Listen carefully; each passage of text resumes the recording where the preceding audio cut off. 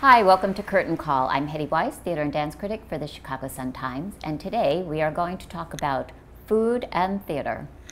And my guests are Rick Bayless, famous chef, hardly needs any introduction, but he's also an actor and a theater person, and Heidi Stillman, the director of Cascabel, which will be reopening at the Goodman Theatre soon. It was a very successful production at Looking Glass Theatre in 2012.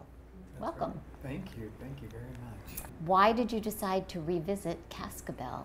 I actually love going back to things a second time, whether it's menu items or rethinking how you cook a dish.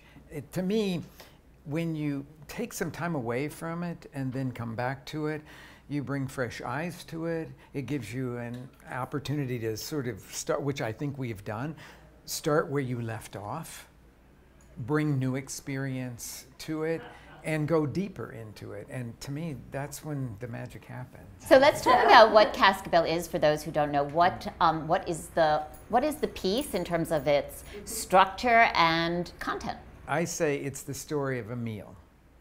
And it's a meal in which people are paying attention and they experience the food in a great variety of ways.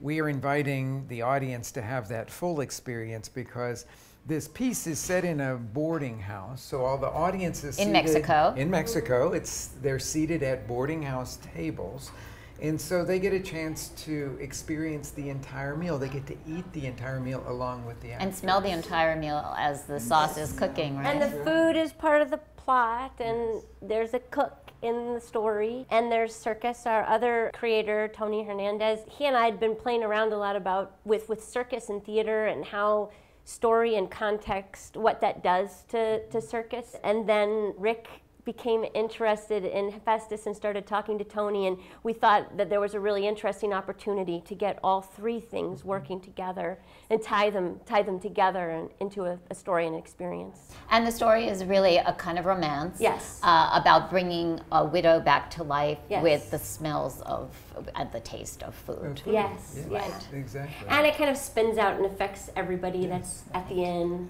and in the house. And so the whole set for this, which is really quite fantastic and environmental. Oh, and wait till you see it again. It's even better. It's kind of an outdoor patio. And I have to say, when I traveled to Oaxaca, I stayed at a hotel that was an old convent, and it looked, the courtyard looked exactly like that. And I'm wondering if you based it on on something you had stayed at in Oaxaca or somewhere in Mexico. Well, that style of architecture, and I know the place that you're referring to in Oaxaca, it's one of my favorite places on earth. Mine too. That is a standard style of architecture. Kind of Spanish colonial. Spanish colonial with the center courtyard. So you walk in from the outside, you have no idea what you're about to enter into. It could be a hovel or a mansion, and they all look the same from the outside. So the opportunity to walk into the theater and just see this expanse is the experience you have when you go into those kind of places in Mexico. And of course, it's got the balconies and all the things that we associate with that Spanish colonial architecture. I'm just wondering where your passion for Mexico began. It began on a trip when I went there when I was 14 years old, and I got off the plane before I had gotten to the hotel that we were staying at in downtown Mexico City. I felt like I felt more comfortable there than any place I'd ever been. It just felt like it was the right place. And I got first completely taken up with Mexican culture. It's an incredibly vibrant culture. There's lots of depth and complexity to it.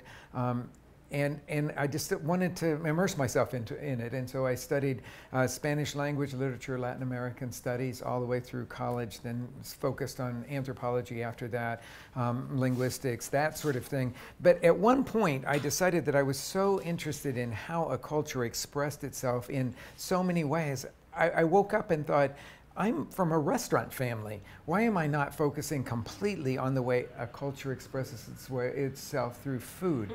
And that's why when I decided to really focus, I had been in school in Mexico, I had lived in Mexico for a long time, and I decided to really focus on Mexico's expression of its culture through its food. Well, let's go back and let's just talk about the menu. Did you shift anything in the menu from the Looking Glass production to the Goodman production? And what is the menu? Well, I don't talk about the menu because it's sort of like completely, it's a spoiler, okay? So can you just give me a hint? Oh, I don't want anybody, Yeah. well, I can tell you this, okay? The story really is about this super complex sauce, which the first time you taste it in Mexico, seems like it just contains the wealth of knowledge from the ages. I mean, because it has developed over many centuries, it's super complex, and it's very deep and rich.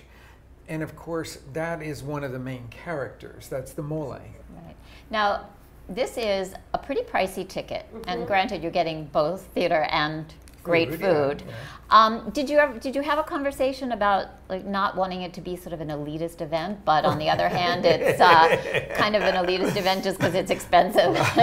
The trick to all of this is that it is a really expensive production to put on. Yeah. Super expensive. It's a huge amount of cast and crew, huge. Yes. And then we've got And the all support, the food support I mean, staff, because you've got like 25 more people that are just doing the food part of everything, Right. plus all the people that are working here at our restaurant that are all the support staff, that's stuff going over there. Right. And then we're at the Goodman, so we're not even in looking glass space. When you put it all together, it is unfortunately an expensive thing to do, but we feel like that we're offering people the opportunity.